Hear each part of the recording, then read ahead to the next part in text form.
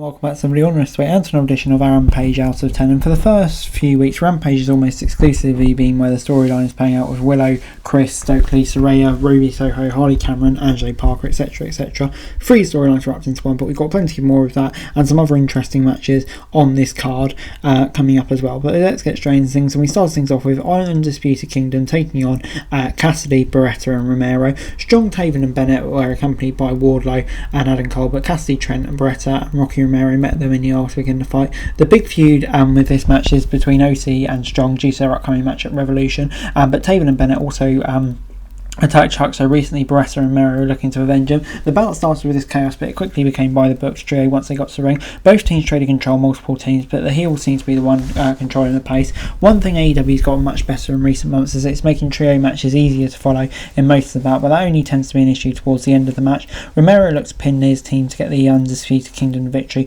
but they couldn't stop there. Romero suplexed through some chairs to kick off the segment, and yeah, this gets 7 out of 10 from me. A really fun match. And yeah, on the whole, like I say, a really decent match. Big win for the Undisputed Kingdom. And yeah, like the end segment as well with a table spot. So yeah, for a Rampage match, I think that's about as good as you're going to get, really. 7 out of 10.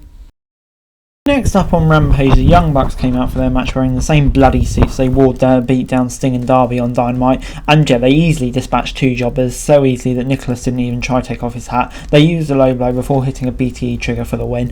So yeah, that's basically all there was to it. 6 out of 10, nothing happening here, but I liked how they were still wearing the suits. That was a nice touch. But another CMLL talent was then in action this week as Mystico took on Sydal. The two were mismasked luchadors from CML accompanied Mystico to the ring. The announcers played up his reputation as one of the best high flyers in the world, but Sydal, of course, not one to be estimated. He's just as agile and quick on his feet, so they started at a quick pace and never slowed down. There have been recent fun matches featuring CMLL talent, and yeah, that was fun as well, but AEW needs to do a bit more storyline work. Wrestling's built on what happens in the ring, but few promos and video packages go a long way. Sydal's capable of having a great match, and with almost anyone, but his win-loss record is terrible. Mystico made it even worse, scoring the win. It was fine, but didn't quite live up to the potential it had. Before it's time for Willow and Chris versus Saraya and Ruby. Soho found a note in her pocket during the entrance for Saraya, and yeah, as expected, Saraya and Harley cheated as much as possible. Soho also bent the rules, but not nearly as much. Nightingale took this entire commercial break, taking damage before she finally made the hot tag to start. This was a competitive match that took an unexpected turn when Soho abandoned Saraya and punched Cameron, clearing the way for Willow and Stat to get the win.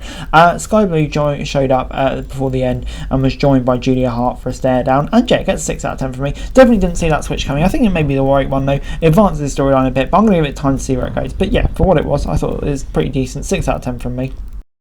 Overall, Rampage this week gets a 6 out of 10 from me. Yeah, pretty decent episode of Rampage for me this week. Yeah, an enjoyable show really from start to finish. I thought for Rampage, quite a lot of big developments and big matches on the card as well, which definitely made it more enjoyable, because obviously we don't really get that on this on this hour of wrestling on a Friday night after SmackDown. So yeah, pretty decent stuff on whole. I'm going to give it a 6 out of 10. So that's it for this video. Thanks very much for watching. Remember to like, share, subscribe, follow us on our socials, link in the description below for daily wrestling news, meme and content. Subscribe to our other channels on screen right now, that'd be greatly appreciated. Thanks very much for watching. Peace out.